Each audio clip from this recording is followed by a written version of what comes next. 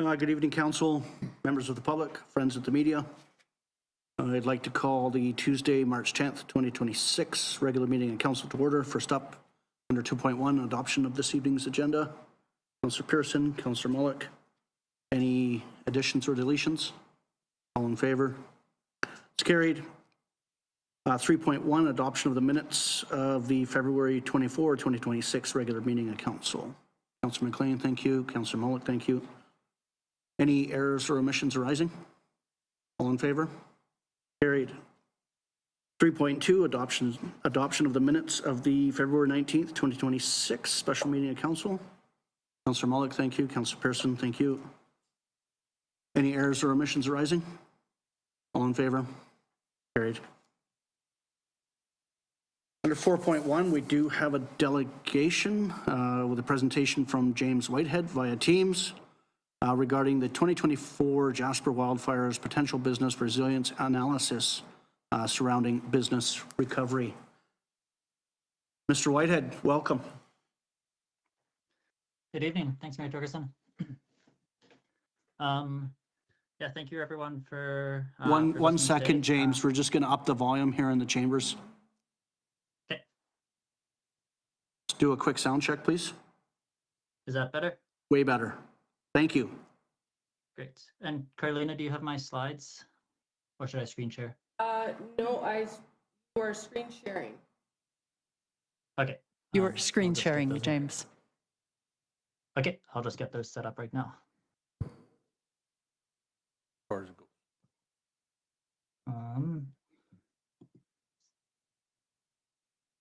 All right, is that up for everyone? Yes, we can see it, James. Thank you. Great. Well, thanks everyone for your attention this evening. My name's James Whitehead. I've had the pleasure of spending a fair amount of time in the Valley, and I've met several of you through my master's research on wildfire resilience in the Robson Valley. Largely it was focused on McBride and the Western Valley, but I had such a good time, I've come back for more. And I was really drawn to the story that Owen told a while back about business recovery in Valemount and how the impacts of the 2024 Jasper fires have really filtered down to businesses in Valemount and an entirely different community, different jurisdiction and region that was impacted by the fires. So I'm working with two colleagues of mine who I'll introduce a bit later, who unfortunately were unable to attend, but really looking at shifting a little bit away from the fire itself to some of the questions around what does business recovery look like. So in Canada, we're seeing huge impacts from natural hazards and disasters on small businesses. Nearly 1 in 4 report being impacted by emergencies these days.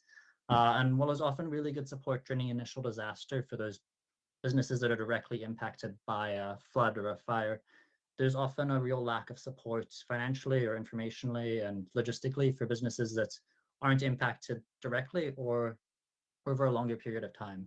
So we've seen this, obviously, Valemount has very direct experience with this, but in a lot of other communities, we've heard similar stories. And this project is really seeking to better understand those challenges and disruptions caused by the 2024 fires, and will hopefully provide recommendations for other businesses and local governments as to how to work through this based on the experiences of Valemount and hopefully other communities, as well as potentially propose policy solutions or ways to address this for governments at multiple levels, so bringing in federal and provincial supports as well. The initial research idea is working with businesses and nonprofits and local government, and we're really interested in just getting this work off the ground. And so our hope is to start with Valemount and try and build a model and potentially look at securing funding from third parties to expand this to other communities. However, at the moment, Valemount's more of a side of our desk interest project for us, given how, I think, personally close it is for me and how pressing this topic is for a lot of other, my collaborators. And so our hope is to really just document the experience during 2024, and I recognize that there was a consultant's report that's done a fair amount of that, but really highlight the personal experiences from business owners, nonprofits, local governments, and identify some of the barriers and enablers for those businesses that were able to recover and those that struggled. We're really hoping to surface lessons for businesses, rural communities and local governments and nonprofits for responding to future disasters, and kind of the hope is to have a bit of a playbook or a handbook for those going through something similar in the future, and identify, like I said, policy and support options from all three levels of government in the future. So the primary output would be place-based business recovery, like lessons learned reports and a handbook for those local businesses and small and governments, as well as a broader analysis of Valemount's experience alongside that of other communities to understand and to better document how this is not simply a one-off and Valemount was a unique jurisdictional black hole, but a lot of businesses and communities face these really challenging recoveries after a disaster, especially if they're not directly impacted. So the team is myself. My specialty is wildfire entirely. That's been my whole career. And my graduate research was focused on the Robson Valley, looking at the secondary and indirect impacts of fire. And now I currently work at Simon Fraser University, where I do a lot of work on facilitation around wildfire mitigation and how to engage the forest sector and forest industry in the wildfire conversation. I'm working with Rebecca Innes. She is the founder of Rebecca Innes Consulting, and she is an expert on business continuity and climate adaptation through Western Canada. So she works with businesses and First Nations around this planning and building resilience in their business operations. And then Christine Callihu, and she is a professional planner and PhD candidate at UNBC with an expertise in rural community resilience and asset mapping for First Nations and small communities. And so all of us are doing this kind of off the side of our desks. So it's not with our formal affiliation at the moment. This is a passion project between three of us who are just really interested in the topic and kind of got together having some really good conversations on this business recovery and resilience. So a proposed timeline at this point, and we're already a little bit of the way through the relationship building process, but it is spending these first couple months scoping, doing research and building relationships within the community.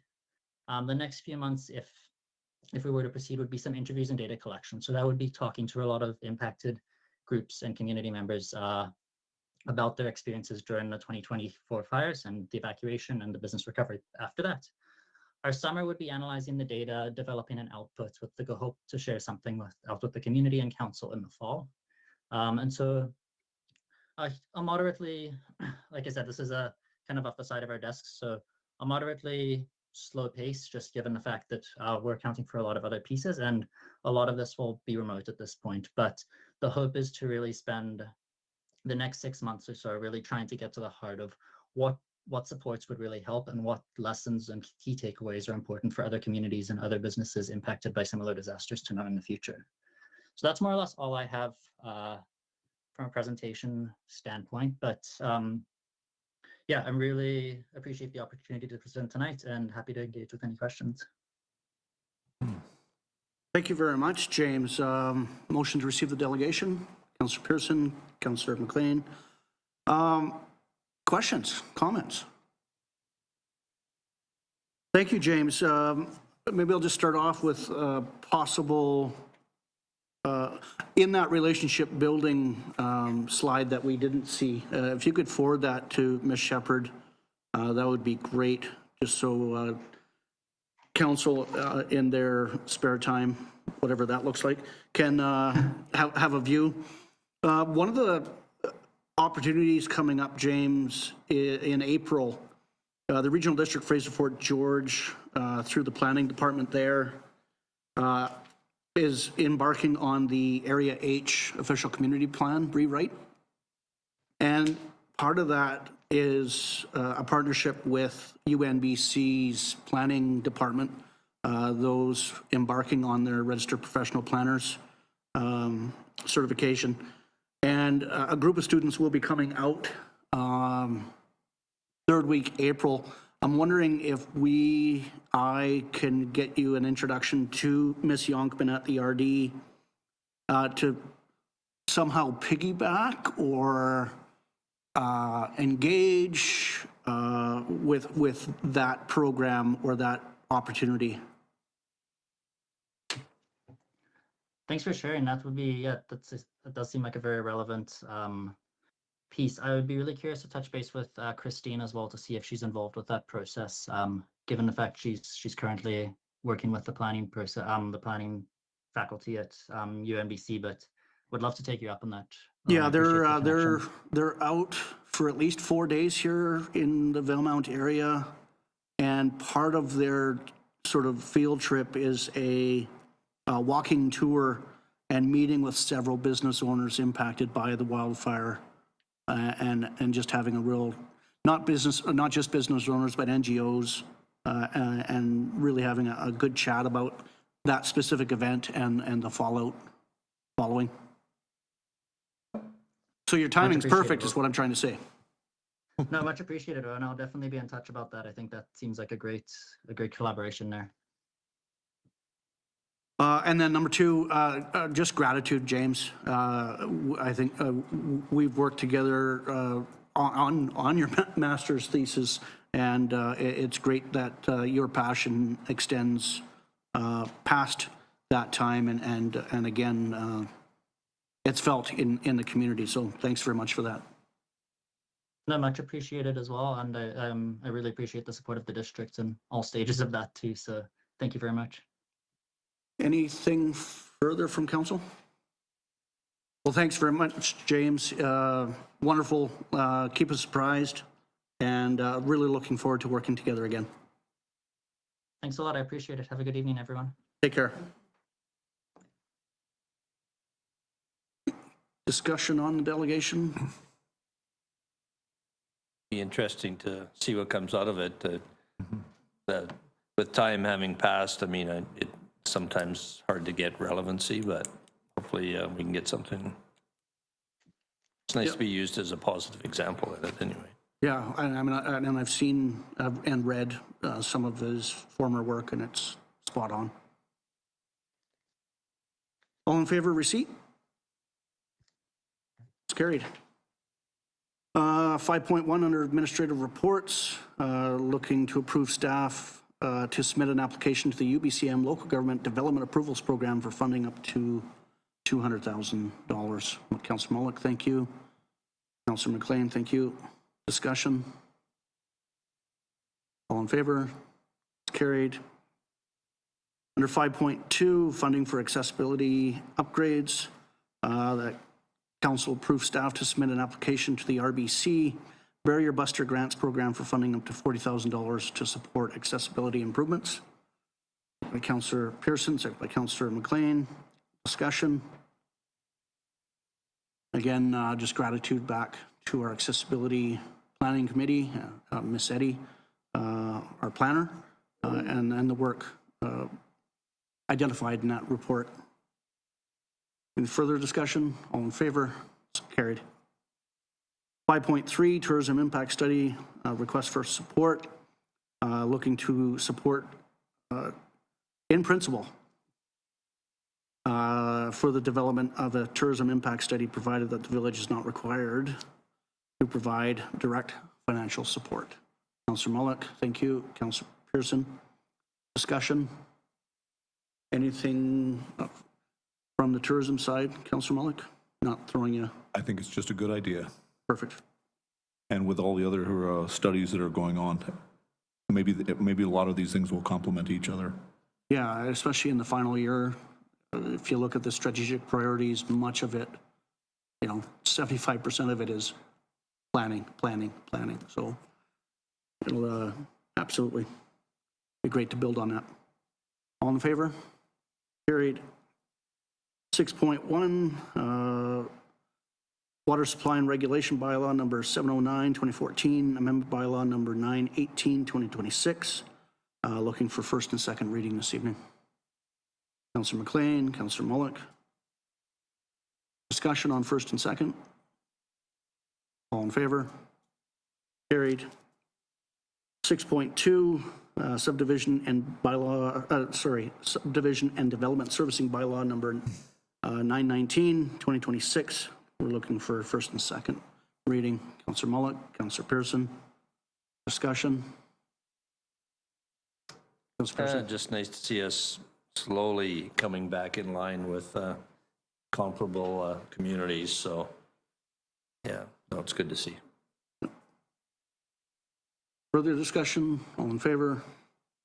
Carried. 6.3, Village of Valemount Fees and charges bylaw number 869, 2023, amendment bylaw number 920, 2026. Looking for first and second reading. Councillor McLean, thank you. Councillor Mullick. Discussion on first and second? All in favor? Carried. Reading file. Anything folks would like to bring to surface? Councillor McLean. I would so pleased to see the letter from BC Hydro, Courtney Marsh, confirming that they are going to contribute toward the study for the dust originating from the Kinbasket Reservoir, and it's a very nice contribution of 345. Very exciting. Absolutely it is. Just a question to administration. Can you remind us, so we met with BC Hydro last fall in Victoria, discussing a study in and around the $75,000 to $90,000 mark. How many rescopes have we gone through to get to that? I mean, it's very generous. I'm just curious. I would have to ask the Director of Finance who's been spearheading that. I see 4 fingers, 4 rescopes to go. Really outstanding contribution from BC Hydro. Councillor Mullick.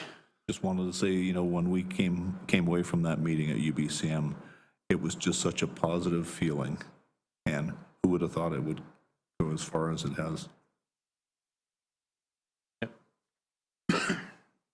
Perhaps we can put that on our next task or working group agenda between SIMP and Village of Valemount, seeing how Chief Lampro joined us for that meeting. Anything further, Councillor McLean, while you're on the... No. Others?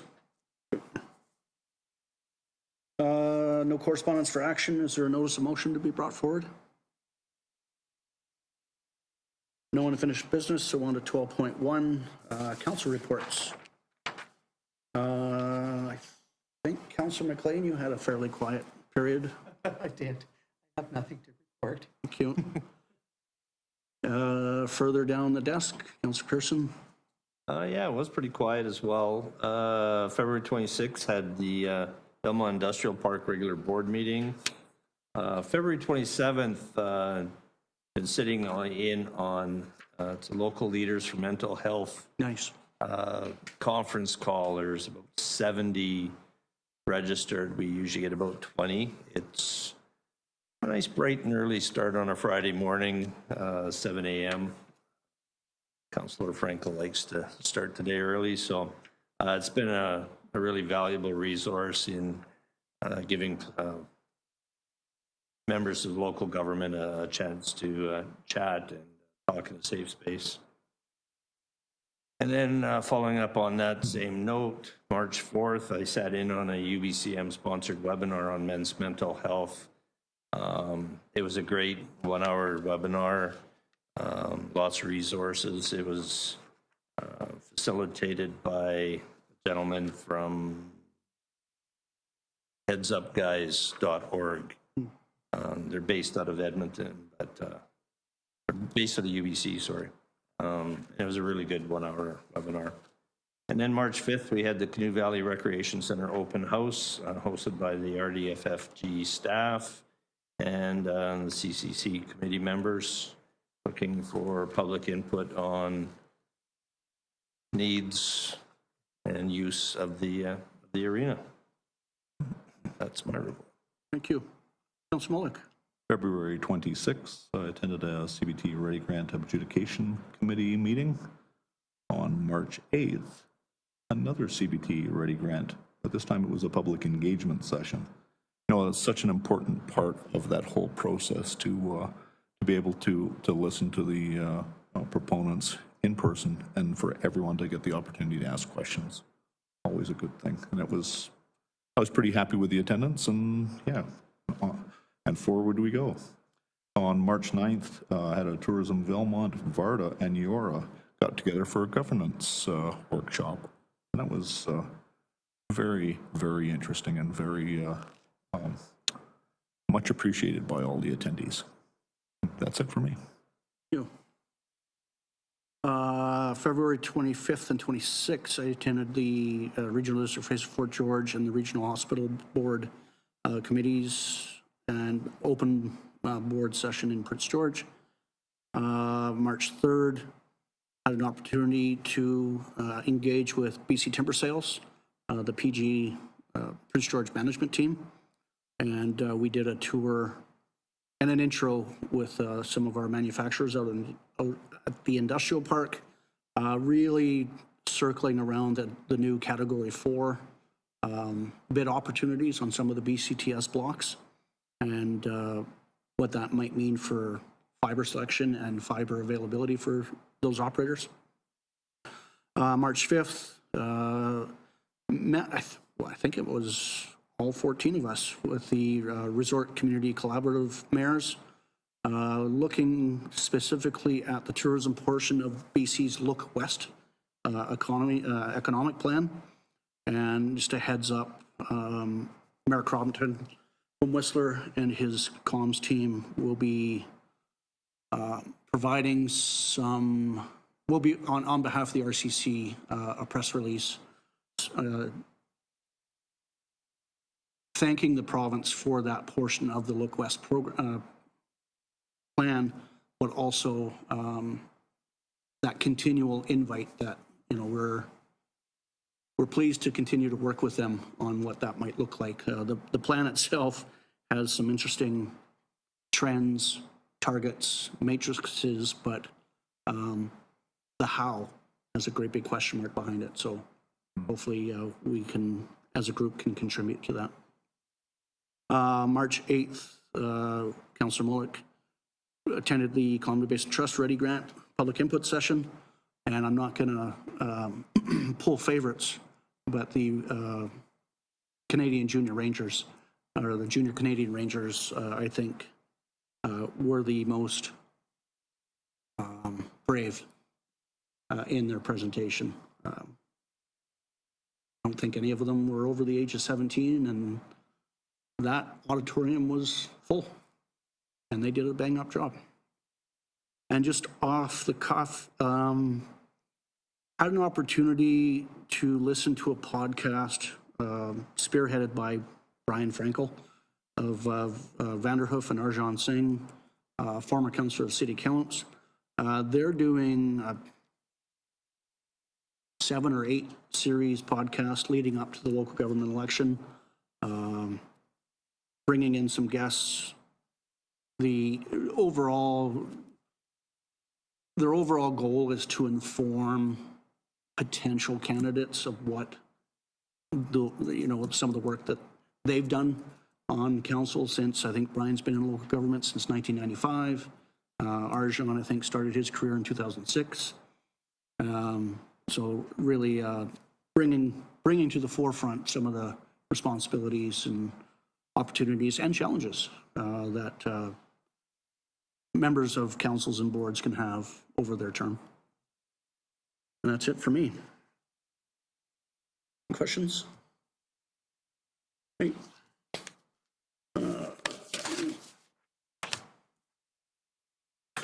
Under 13.1, the calendar of events for March and April there for your information. And under 14.1, we do have time on items considered by council as part of the approved agenda. Are there any public comments this evening?